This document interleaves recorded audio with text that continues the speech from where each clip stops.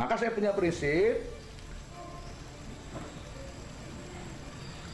sakit hati Pak Jokowi, kesedihan Pak Jokowi, kekecewaan Pak Jokowi, marahnya Pak Jokowi akibat dicaci dan sebagainya umpamanya, tapi dia tidak ekspresikan dengan membalas, tapi dengan sabar. Insya Allah biar saya nanti yang mewakilinya dengan cara saya. Maka saya nasihatkan, tolong kalian-kalian yang tega-teganya mencaci maki Pak Jokowi, seorang presiden loh, masih umat Islam, masih agama Islam, saudaramu bersahadat dan sholat, engkau tega caci maki, engkau bilang Jokodok, engkau jadikan Pak Jokowi seperti binatang kodok. Ini yang nuduh kodok nih, yang menuduh kodok, Jokodok, insaf kau, insaf. Makanya saya bolak-balik bilang kepada pemerintah, tangkap itu Habib Rizik, selesai. Bolak-balik ya dia lagi. Saya titip pesan ke orang-orang yang tega-teganya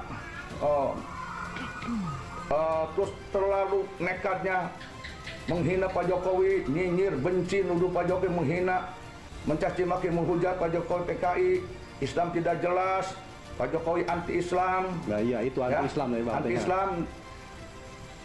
Nih dengarkan ya, saya nih pelaku pertama.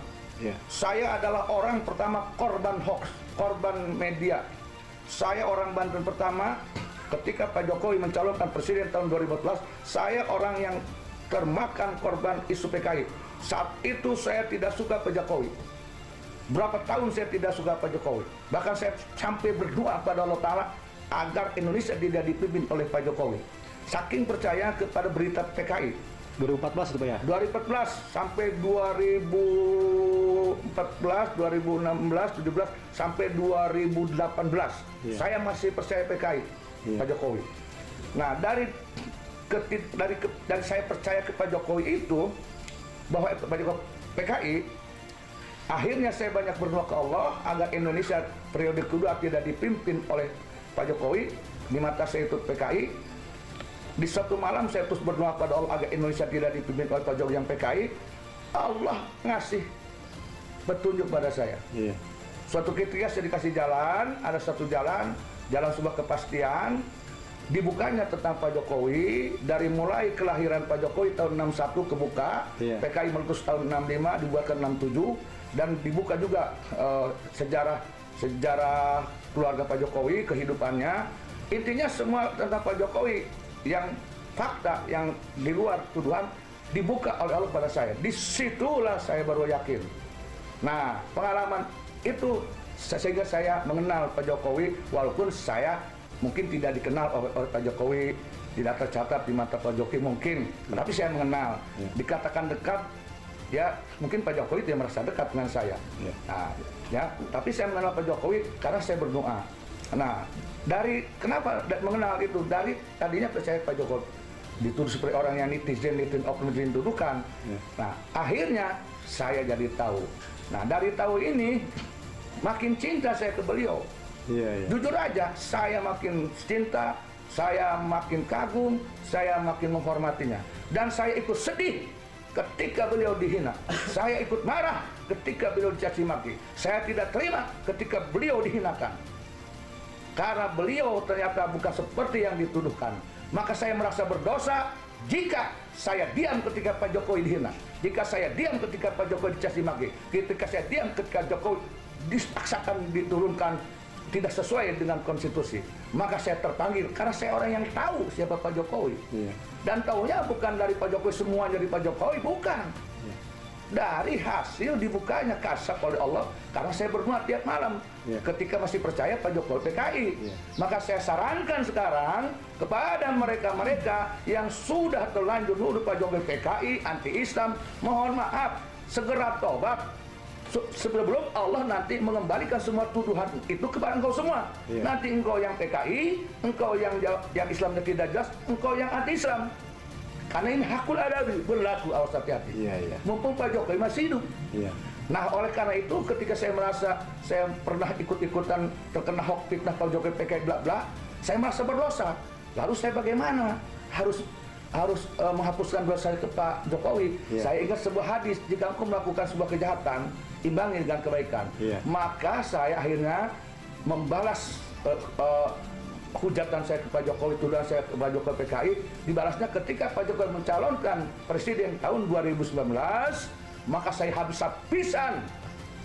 Ibaratnya, apapun yang saya mampu, saya bela Pak Jokowi, saya dukung Pak Jokowi. Apa untuk menebus saya dulu memfitnah, agar saya nanti kelak di akhirat tidak jadi muflisin, orang yang bangkrut. Di dunia sholat, ibadah, rajin puasa, bangga, GR, hebat, tapi nggak, dia lupa ada hukum yang terjadi bagi orang yang ibadah rajin pun kalau dia muflisin, mencaci maki, menghujat orang yang tidak bersalah.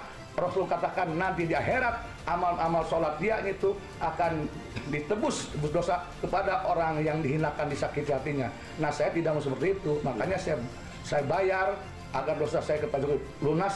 Tahun 2011 saya bela Pak Jokowi, alhamdulillah sampai jadi presiden. Maka saya punya prinsip, sakit hati Pak Jokowi, kesedihan Pak Jokowi, kekecewaan Pak Jokowi, marahnya Pak Jokowi akibat dicaci dan sebagainya umpamanya, tapi dia tidak ekspresikan dengan membalas, tapi dengan sabar. Insya Allah biar saya nanti yang mewakilinya dengan cara saya. Saya tahu Pak Jokowi itu sedih, tahu persis. Saya tidak tega melihat Pak Jokowi, orang yang bekerja untuk kita, untuk rakyat, tiap malam, tiap hari beliau dicaci maki. Kelihatan ketika saya lihat di YouTube beliau mengusap mukanya, saya tahu cermin hatinya, dia sedih, dia capek, tapi dia kalau bahasa Sunda yang dipaido, oknum rakyat, nu tengarti, nu otak nak mana bawa, main hayo sedih.